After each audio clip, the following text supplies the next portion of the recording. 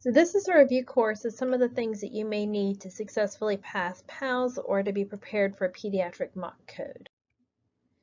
So for more information on PALS through RQI, if you are opening up a PALS module in RQI, you have to be in a PALS module. If you click those three lines where I've got the red arrow right above the word coach, you will see what I have underneath it, which says learner.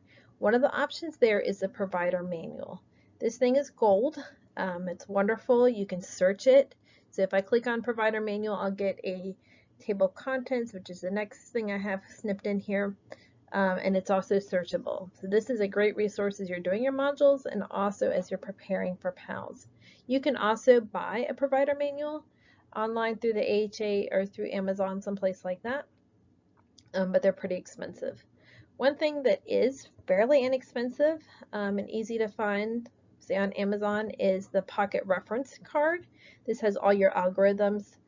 I buy them on Amazon. Make sure you get the 2020. That is currently the most up-to-date, but it has a lot of great information and it's a good resource.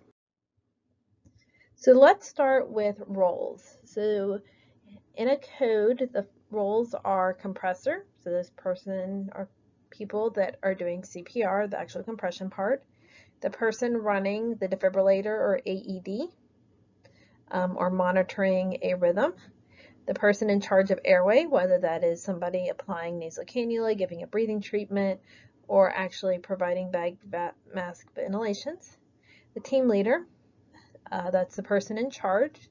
So in a PALS or mock code, you will alternate being a team leader. In reality, it may be an ED provider, it may be a pediatric hospitalist, it may be an experienced nurse until a provider arrives who's clear on PALS. Then there's the person getting a line in, so they're the IV or the intraosseous or medication person. This can be two separate people, so if you have one person getting a line in, someone else can be drawing up those first doses of medications. Note that in real life, not in the PALS world, in real life, in order to insert an IO, you have to be specifically trained. So people who can put in IOs have to have quarterly checkoffs on IO insertion. So this is generally just ED people.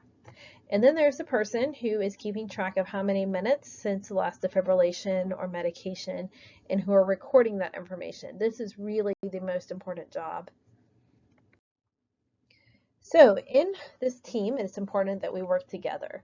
So that means having clear roles and responsibilities so everybody knows what job they're on. So are you compressor? Are you airway? Are you monitor? Know your limitations. That means if you're asked to put in an IO and you're not trained, being able to say, nope, that's not me. I can pull up meds while you put in an IO. Constructive intervention. So pediatric codes are high stress, and sometimes we say dumb things. So being able to constructively say, I think that we don't give epi until after the second shock. Knowledge sharing. So that means I think this is the algorithm, or here's where I find it, or I think that this person said that, making sure that we are respectfully talking to our team. Summarizing, this is an important role for the code recorder and the timer. So this is where we're at. So far we have given 2 shocks, we've given the first dose of epi, we're about ready to defibrillate again. Closed loop communication, that means that we say things like, after this shock it's time for the epi, and the person with medication says, I have epinephrine ready, and then when they've given it, I have given epinephrine and the dosing. The medication person, it's really important that you say both the milligrams and the mLs, and that will help people double check. So I'm given 0.05 milligrams, 0.5 mLs of epinephrine. Clear messages, so being clear about what you want or what needs to be done. On 3, we're going to move the patient over. Is everything ready to move on 3? Mutual respect. We need to talk to each other like adults. We need to respect each other, and that goes from team leader all the way around. So we're going to start with across the room. So from across the room glance, we're going to look at appearance, breathing, and circulation. So you're standing at the door, and what is the first thing you see? And this is an important thing to do as anybody who takes care of a child. Practice this every time you interact with a child. From across the room, what do they look like? How are they breathing? What color are they? So for appearance, you're looking for abnormal tone, decreased interactions, if they're consolable or not, if they're looking appropriately at the provider or the parent, if they're talking or crying appropriately. What is their appearance? Again, you have not actually touched them. This is as much information as you can get from across the room. Breathing. What can you hear from where you are? Do you hear stridor? Do you hear gasping? Do you hear nothing? Are they sitting in a way that makes you think that they're not breathing well or that they're limp or unresponsive? Can you see retractions or use of accessory muscles? Are they nasal flaring? Are they gasping or apneic? And then can you tell from across the room whether their rate is too fast, too slow, or not at all? So then the last one is circulation. So are they pale, mottled, blue, cyanotic? Do you see bruising? Do you see rashes, petechiae?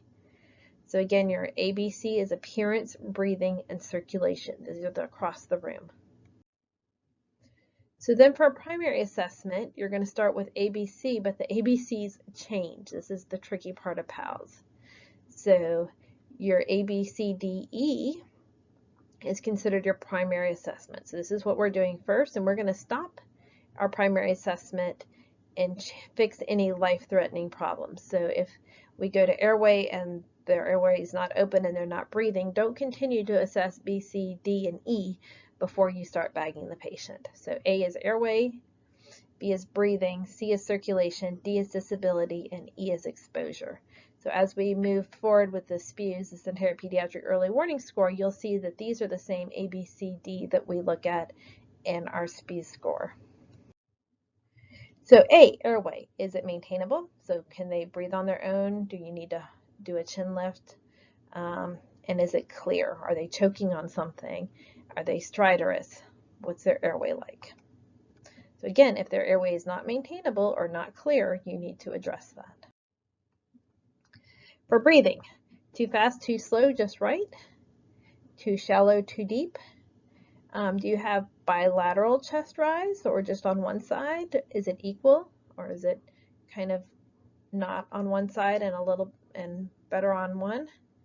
Are you hearing really bad noises? So you're at the patient now. So do you hear grunting, stridor, wheezing? As you pull up their shirt, which you should do with every pediatric patient, are they retracting? Are you seeing nasal flaring? And then what is their rate and what is their pulse ox? So rate, it's really important that you know what the normals are for their ages.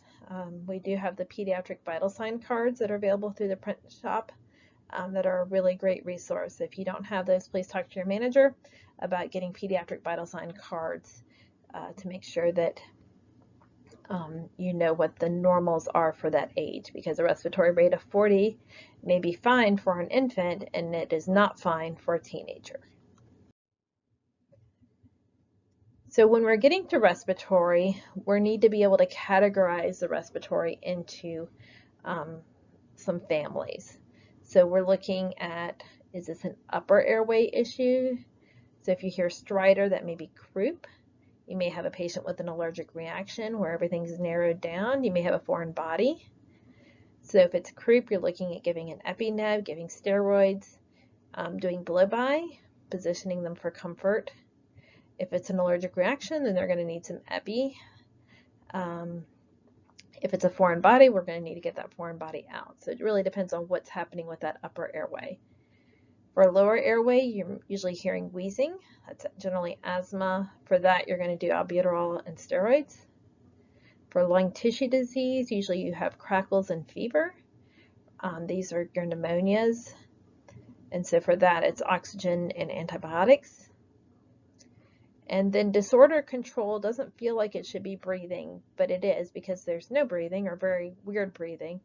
This is a brain issue. So the brain isn't breathing for the patient or isn't telling the patient to breathe, and for that you are actually going to need to intervene and use your ambu bag. So then we get into distress and failure. So for distress, basically if you can maintain a decent rate without breathing for the patient, if you can maintain a decent SAT, so above 91, 92 on a non-rebreather, you're probably still in distress. You hit failure when your rate isn't adequate to maintain oxygenation, when the patient isn't able to get enough air in, or their oxygen level is under 91, 92 on 100% non-rebreather. So then let's move to circulation. So for circulation, you're assessing peripheral and central pulses. This will tell you so much with kids. So really get in the habit as you assess children to feel for brachial pulses, radial pulses.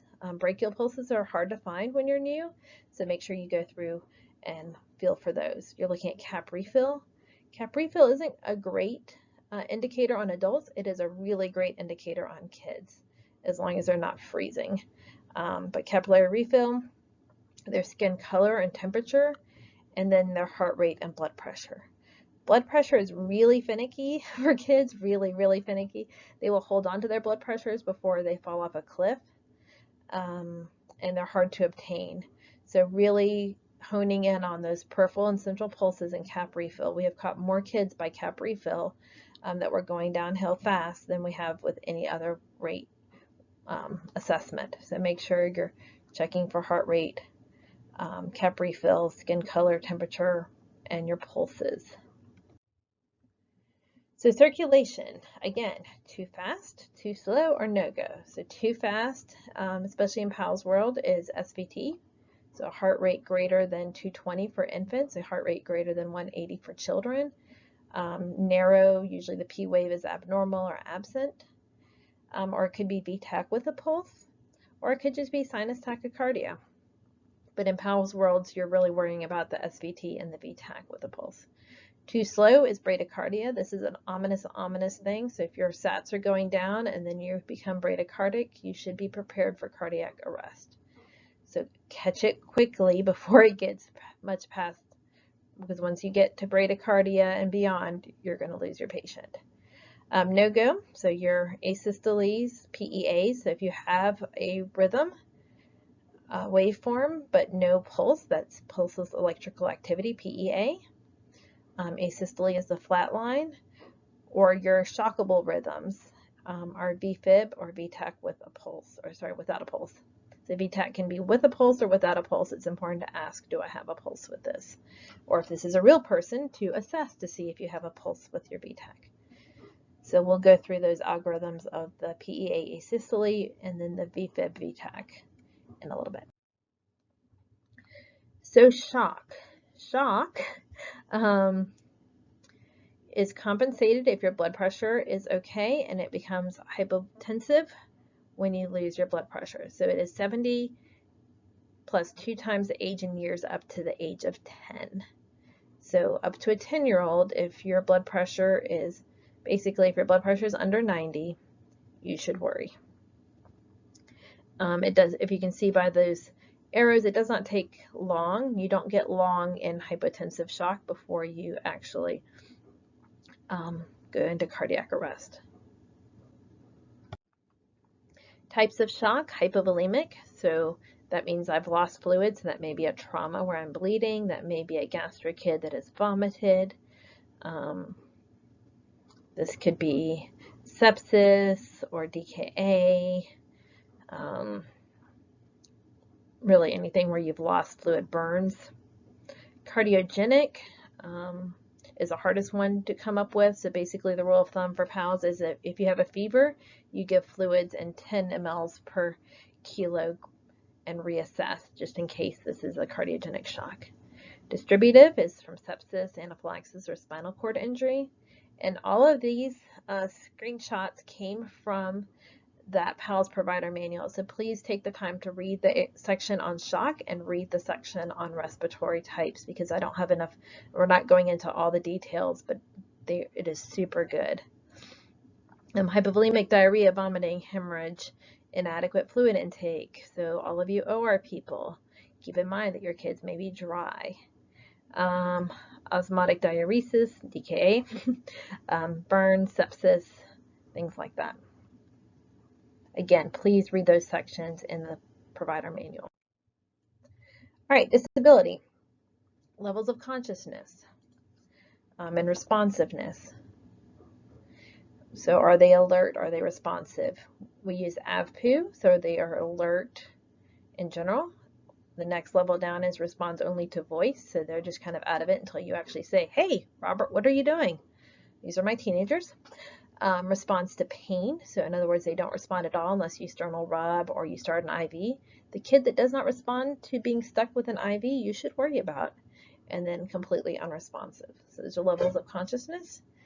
Disability is also blood sugars. So you cannot get a blood sugar during a code, but if you're not coding, definitely try to get a blood sugar early on because kids can use up their sugar pretty quickly. So exposure, what is their temperature? Are they febrile or not? And then making sure that you remove their clothing and check for trauma, rashes, etc. Especially infants that can't tell you what's going on. Children in general can't tell you what's going on. Make sure you check and see. Turn them over, look them over. What else is going on? Don't assume that you know the whole picture until you check. Another algorithm that you will need to use for PALS class and in life in general is sample. So if you are not getting the answers you need from your PALS hands-on provider or your Peds mock code facilitator, you should probably ask the sample questions because there may be more information that you don't know. This is also true in real life. So what started this? This is how I start every admission. Even if I have all the stuff from the provider and all the ED note, I'm going to ask you again because maybe there's something you didn't tell us. What started?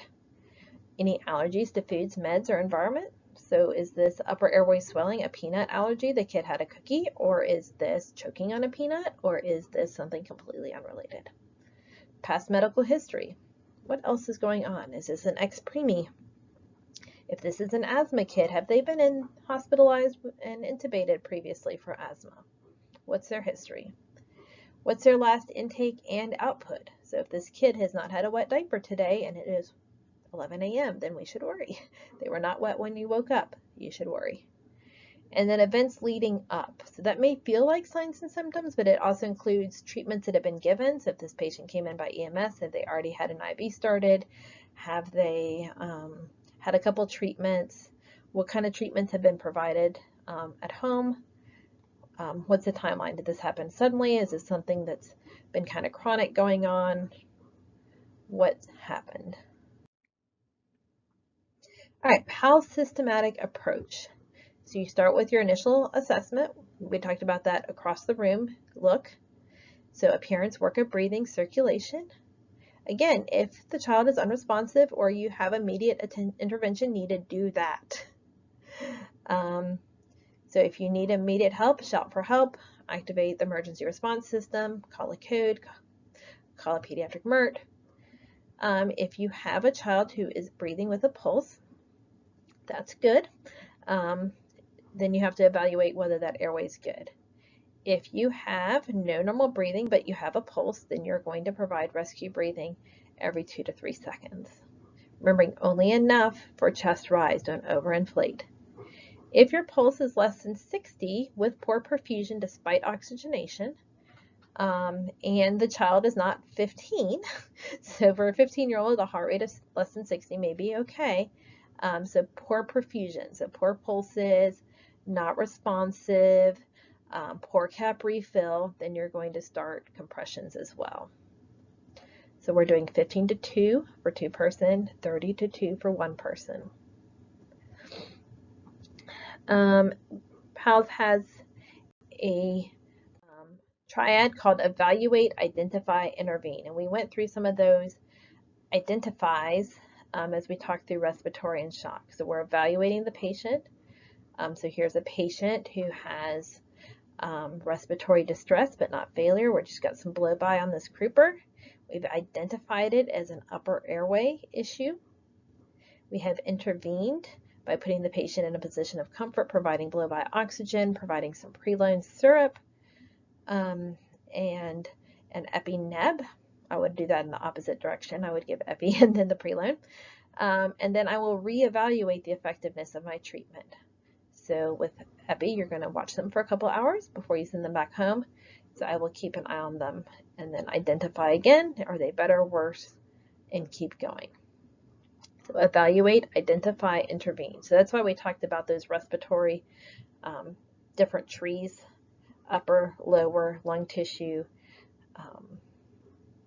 and disorder control, because you need to be able to identify, is this compensated shock or decompensated shock? Is this a shockable rhythm, an unshockable rhythm? Is this cardiac arrest? What is this? So next we're going to review some of the algorithms. So this is a pediatric cardiac arrest algorithm. You'll see it has two sides. The left side is for a shockable rhythm, VFib or pulseless V-tach, and the right side is the unshockable rhythm of asystole or PEA. So to summarize the shockable rhythm, you're going to shock as early as possible. You're not waiting for 2 minutes or anything like that. As soon as you get defibrillator, if you are on VFib, you defib. So we are going to defibrillate as early as possible. We're going to do an additional 2 minutes of CPR after that, while you try to get IV or IO access in. If the rhythm is still shockable, you are going to provide another defibrillation. During your next 2 minutes of CPR, you're going to give your first medication, which is epinephrine. So you're going to give epinephrine. The dosing is 0.01 milligrams per kilogram, and that will be on your dosing cards. After 2 minutes with that administration of epinephrine, if the rhythm is still shockable, you will defibrillate again. And then at that point, you can give your amiodarone 5 milligrams per kilogram as a push. You can give up to 3 doses of amiodarone, so it's basically going to be shock, shock, epi, shock, amio, shock, epi, shock, amio, shock, epi, shock, amio, shock. Continue until you've given 3 doses of amio, and then after that, every other shock or defibrillation will be epi, and the other one will have nothing. The other thing that you should keep in mind is that we increase the dosing or the joules for children. So it starts at 2 joules per kilo for your initial defibrillation, and then it's 4 joules per kilo, and then 6. So it is 2, 4, 6, 8. This is how we defibrillate. So remember that this is not just 2 joules, but 2 joules per kilo. So if my kid is 10 kilos, my initial defibrillation is going to be 20, and it will max at the adult dose of joules. So for my non-shockable rhythm, my asystole or PEA, I'm going to give epinephrine as soon as possible. So that's different than the VFib pulseless V-tach, where I only give it after the second defibrillation. So my epi dosing is the same. I'm going to try to get IVIO access in and give epinephrine, and I'm going to give that basically every other rhythm check, which will turn into every 4 minutes. That's the easiest way to do it. The recommendation is every 3 to 5, and 4 is perfect. Every 2 minutes, you are going to do another rhythm check. If it's shockable, you'll switch algorithms, and if not, you'll continue to give epinephrine every other. And we are going to continue good quality CPR and keep going.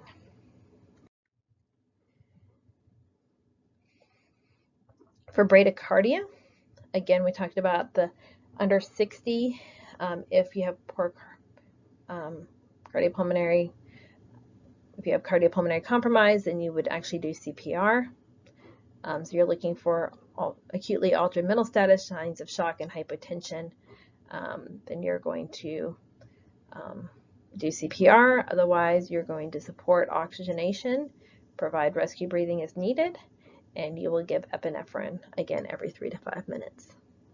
Watching carefully for the loss of a pulse, because bradycardia can often go into cardiopulmonary arrest. Tachycardia basically has to do with, is your patient stable?